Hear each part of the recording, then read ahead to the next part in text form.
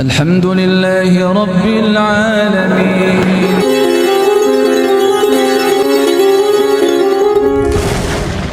Karena waktu-waktu yang itu adalah waktu-waktu Allah turun ke langit dunia, menanti doa-doa, menanti akan memberikan rahmat pada orang-orang yang melakukan ibadah di sepertiga malam yang akhir, belum atau sudah tidur. Dan kenapa yang kita bahas adalah sholat dan sholat?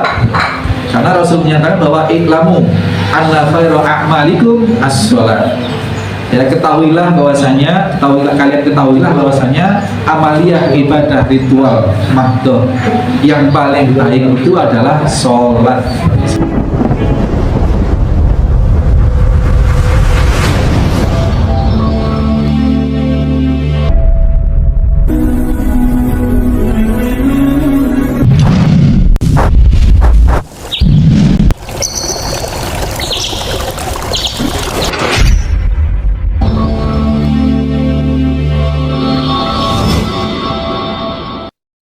Bismillahirrahmanirrahim.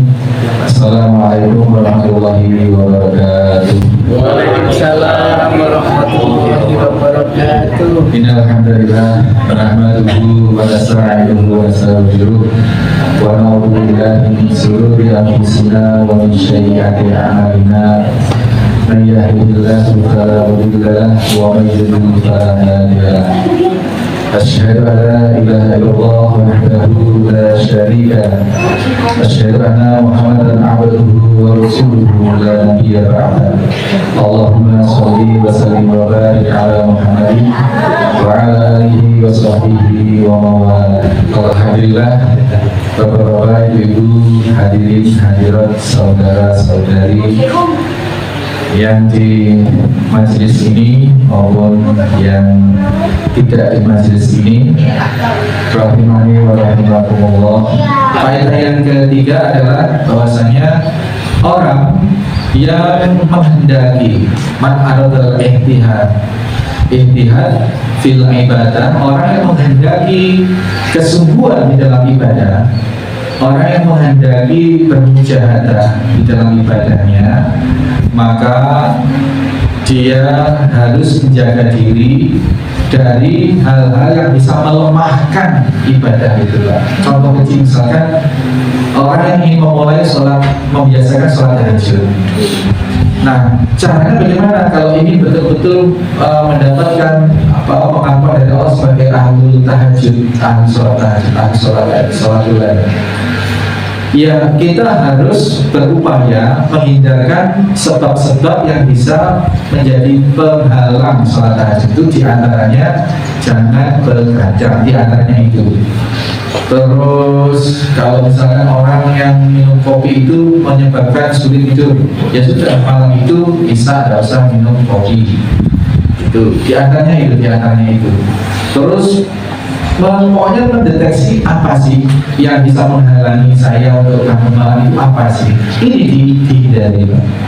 Nah, ini termasuk tuntunan dari Nabi Sallallahu Alaihi Wasallam. Apabila kita ingin bersungguh-sungguh ya untuk memperoleh peluang-peluang yang di waktu-waktu yang istimewa tadi, maka kita harus berupaya tidak hanya ingin tobat, tapi ada upaya untuk menghilangkan sebab-sebab terhalangnya mujahadah itu, kesungguhan itu.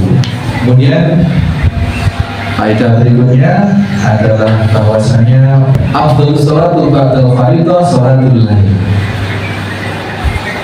Seafdal sholat setelah sholat fardu itu sekalian adalah sholat malam. Sholat malam kita bisa petakan sekalian, sholat malam itu tidak hanya sholat tahajud. Sholat malam itu adalah sholat sunnah yang dilakukan selepas sholat isya. Maka ba'diyah isya itu juga termasuk sholat tahajud. Kemudian kita mau sholat mutlak setelah sholat isya, misalkan 2 rakaat, 3 rakaat, itu juga termasuk sholat lain. Termasuk juga sholat lain adalah sholat witir yang tidak harus dilakukan setelah tidur. Bahkan Rasul secara khusus mengamanatkan kepada salah seorang sahabat untuk sholat witir sebelum tidur. Maka Bapak sekalian, untuk mempermudah urusan kita, biasanya kalau sudah habis dari masjid, dari musola, dari tempat sholat itu pulang, itu kita sudah yang lain-lain yang dilakukan. Maka untuk lebih mudahnya kalau saya sebelum pulang dari tempat sholat isya itu ya kita tunaikan dulu sholat witir, sehingga kita pulang dari tempat sholat itu kita dalam posisi sudah sholat witir mengikuti apa yang Rasul amanatkan itu. Tegaklah berak 1 rakaat gitu. Yang penting witir itu kan ganjil. Adapun nanti kalau misalkan sudah pulang dan tidur, bangun malam di 1/3 malam, di 2/3 malam misalkan, ya sudah sholat tahajud namanya. Tahajud itu terjaga, tahajud itu melilir. Maka sholat tahajud adalah sholat malam yang dilakukan setelah melilir. Jadi tidur dulu.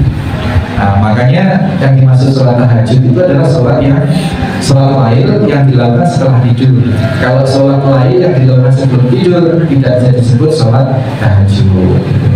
Tidak masalah sholat malam tetapi tidak tidur dulu itu boleh. Tetapi itu namanya bukan tahajud. Atau Ustaz, kalau misalkan nggak bisa tidur, ngancil karena sudah minum kopi, nanti tidak apa-apa Pak. Sholat lail di 1/3 malam itu tetap memiliki keutamaan yang besar, cuman namanya bukan tahajud gitu, tapi tetap sholat lail. Dan di beberapa hadis tidak disebutkan bahwa Nabi sholat tahajud, kan tidak, tapi sholat lail. Bahwasanya di dalam kesempatan tahajud itu fatahajat itu diperintahkan bertahajud itu bagi orang-orang yang tidur. Orang-orang yang tidur di waktu-waktu yang utama seperti malam yang akhir itu Allah turun ke langit dunia itu di waktu-waktu seperti malam yang akhir. Dan ini pun peluang ini pun juga bisa diperoleh oleh orang-orang yang tidak tidur gitu. Jadi meskipun ngaji nggak tidur terus jangan nggak sholat malam. Ya eman lah, mumpung belum kesirap gitu, karena sudah 2:30 atau jam 3 ya sholat aja dulu. Habis itu tidur ya sudah tidur gitu. Biasanya kodanya pipis. Iya. Ini kontradiksi pemahaman kadang-kadang yang kurang dipahami oleh orang. Karena tidak bisa tidur maka dia tidak sholat tahajud. Ya memang betul tidak sholat tahajud, tetapi tetap mendapatkan keutamaan kalau di waktu atau di jam-jam itu sholat malam gitu. Karena waktu-waktu yang itu adalah waktu-waktu Allah turun ke langit dunia menanti doa-doa, menanti akan memberikan rahmat pada orang-orang yang melakukan ibadah di 1/3 malam yang akhir, belum atau sudah tidur. Ini Pak bedanya itu. Dan kenapa yang kita bahas adalah sholat dan sholat? Karena Rasul menyatakan bahwa iklamu anna khairu a'malikum as-sholat. Ya, ketahuilah kalian bahwasanya amaliyah ibadah ritual mahdoh yang paling baik itu adalah sholat. Sholat, maka kita perbanyak sholat kita yang wajib pasti, apalagi yang sunnah. Terus yang terakhir adalah seorang hamba hendaknya sangat-sangat berkepentingan agar keluarganya itu juga rajin beribadah. Ini amanat bagi kita semua, terutama bagi para suami, bagi para bapak, bagi para ayah, ya, agar kita ini tidak sejujurnya kita itu tidak soleh sendirian gitu loh Pak. Kita sebagai orang tua kita bermujahadah, sholat, puasa, tapi istri anak kita biarkan. Rasul SAW 10 hari malam akhir ini bermujahadah, menghidupkan seluruh malamnya, dan beliau membangunkan keluarganya. Artinya ini mengikuti perintah Allah Subhanahu Wa Taala. Arijalu qawwamuna 'alan nisa anfusakum wa ahlikum nar. Bahwasanya laki-laki itu, ini dalam keterangan yang berbeda, bahwa laki-laki itu adalah pemimpin atau pemandu atau apa-apalah, pembimbing bagi wanita, istri dan anak-anaknya dan wanita pada umumnya. Dan perintahnya adalah selamatkanlah dirimu dan keluargamu dari api neraka. Artinya apa? Kalau kita soleh sendiri, kita mau masuk surga sendiri, Pak, jangan-jangan nanti di pintu surga itu masih dicegah, ditanya masih bagaimana istrimu, bagaimana anakmu, bisa-bisa nggak bisa masuk surga kia gitu. Karena perintahnya Allah tidak hanya ku anfusakum naron, tetapi ku anfusakum wa ahlikum, perintahnya itu. Kalau ahlinya ini tidak, keluarganya tidak diopeni, tidak diingatkan, tidak dibimbing, tidak digandeng untuk bertakwa di dunia, ya naudzubillah, kita masih mendapatkan punya hutang amanah dari Allah Subhanahu wa taala, bahwa yang diminta untuk menyelamatkan diri dari api neraka itu bukan hanya diri kita, tetapi juga keluarga kita. Ini Bapak Ibu sekalian, hadis yang ke-99, singkat sekali sebenarnya, cuman pembelajarannya sedemikian padat dan sedemikian kompleks, mendasar sekali pelajaran dari yang kita ambil dari hadis yang cukup pendek ini.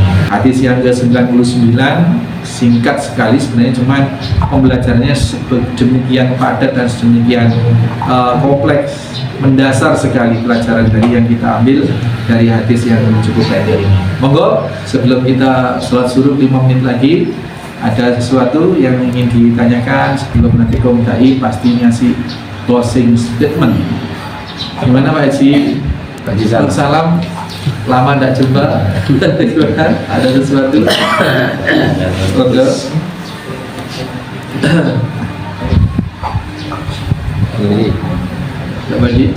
Mas Bagas, gimana pandang baru? Ada sesuatu?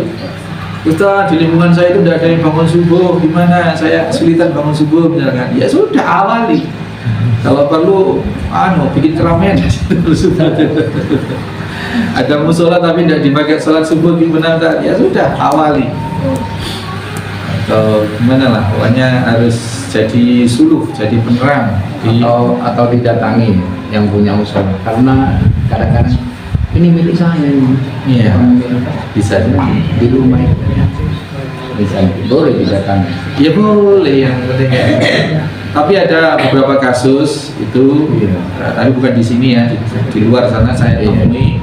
Itu yang punya musola itu nggak boleh ada orang lain yang gitu, yang berinisiatif, dianggap apa, pareng mana istilahnya betul enggak, pareng itu apa itu? Iya, mapreng. Nah itu sok gitu loh, kadang seperti itu, sehingga musola itu betul-betul sunyi, sepi, dan hanya beliau sendiri yang Adzan sendiri, imam sendiri. Gitu loh. Itu ada terjadi, tapi bukan di sini, maaf, betul-betul bukan di sini. Kalau di sini itu meskipun Pak Haji itu adzan sendiri, tapi kan terus datang banyak orang loh. Tapi di tempat yang saya cerita itu, mungkin Pak Panji tahu, itu sama sekali. Jadi dulu waktu masih ada istrinya, Pak, ya istrinya untungnya ke musola, istrinya ikut. Nah, setelah istrinya meninggal, sekarang betul-betul sendiri, Pak. Sendiri. Nah ini apa? Mungkin bisa dikaca oleh Mas Bagas, di lingkungan sana ada musola, ya cobalah itu didekati untuk dihidupkan musola. Emak sekali. Pak Yan ada? Oh iya, bentar, Mas Robi ya, Robi. Apakah boleh sholat sunnah itu menjadikan orang sebagai sutra? Oh iya, ini saya pengen ngomong lama sebenarnya ke anak-anak saya sendiri sebenarnya di sini. Jadi kalau sholat itu ya jangan malah mundur, justru harus mendekat ke dinding sebagai sutra atau orang. Jadi sutra intinya gini loh, di tempat kita sholat depannya itu harus ada penghalang supaya orang tidak melintas dan lain sebagainya, dan itu namanya sutra. Sutra itu boleh barang seperti ini, kursi atau apa, atau dinding atau tiang atau orang, boleh. Berarti ya, jadi prinsipnya gitu. Sholat itu jangan di tempat terbuka begitu, syukur-syukur maju. Kan kalian mesti lihat saya maju sini. Bukan apa? Bukan ingin di depan enggak, tetapi ingin ada sutroh di depannya. Atau kalau enggak, kita ambil kursi, kita geser, kita taruh depan. Atau di belakang tiang. Kalau ada orang soft di situ, ada orang, kita jadikan sutroh. Ya bagus pertanyaannya. Ya ini sekalian untuk anak-anak yang di Afiros, sholatlah dengan sutroh di depannya. Assalamualaikum warahmatullahi wabarakatuh. Kajian hari ini dengan hadis yang kelima terkait dengan mujadalah, di mana kita harus berjuang. Tadi hadisnya amat sangat jelas menghidupkan sholat lail, itu Rasulullah yang dikafar oleh Aisyah. Nah, di dalam perjalanan hidup kita yang sehari-hari kita nikmati, terutama bermujahadah untuk bisa menjalankan ibadah dengan sebaik-baiknya. Termasuk hari ini kita ngaji ini, kemudian nanti kita aplikasikan di dalam kehidupan. Satu di antaranya perjalanan setelah ini adalah sholat duha. Kemudian sholat duhur ada bagaimana kita, tapi juga disampaikan. Oleh sebab itu sekali lagi dengan hadis yang kelima ini memantik kita untuk selalu bersungguh-sungguh berikhtiar, kemudian menjalankan ibadah sesuai dengan ketentuan. Lebih-lebih waktu-waktu yang mustajabah tadi sudah diinformasikan, antara azan dan iqamah